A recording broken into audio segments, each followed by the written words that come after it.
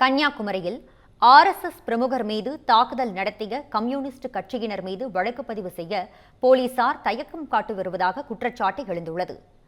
கன்னியாகுமரி மாவட்டம் அருமனை அருகே உள்ள புன்னியம் பகுதியில் நடைபெற்ற கம்யூனிஸ்ட் கட்சி பொதுக்கூட்டத்தில் இடதுசாரி எழுத்தாளர் ஷியாம்குமார் கலந்து கொண்டு சிறப்புரையாற்றினார். அப்போது அவர் இந்து கடவுள்களை பற்றி அவதூறாக பேசியதாக குற்றச்சாட்டு எழுந்தது. இதனை தட்டி கேட்க சென்ற ஆர்எஸ்எஸ் பிரமுகர் ராபின்சனை கம்யூனிஸ்ட் கட்சி நிர்வாகிகளான சசிகுமார், சரவணன், அனில்குமார் மற்றும் ராபி ஆகியோர் சரமாரியாக தாக்கியுள்ளனர். இதில் காயமடைந்த ராபின்சன் அருமனை அரசு மருத்துவமனையில் சிகிச்சைக்காக அனுமதிக்கப்பட்டுள்ளார். இதற்கிடையே தாக்குதல் சம்பவம் தொடர்பாக புகார் அளித்தும் வழக்கு பதிவு செய்ய போலீசார் தயக்கம் காட்டுவதாக கூறப்படுகிறது. இந்நிலையில் இந்து கடவுள்கள் குறித்து அவதூறாக பேசிய இடதுசாரி எழுத்தாளர் மற்றும் தாக்குதல் நடத்திய கம்யூனிஸ்ட் கட்சியினர் மீது உரிய நடவடிக்கை எடுக்காவிட்டால் போராட்டம் நடத்த உள்ளதாக இந்து அமைப்புகள் மற்றும் பாஜக சார்பில் அறிவிக்கப்பட்டுள்ளது.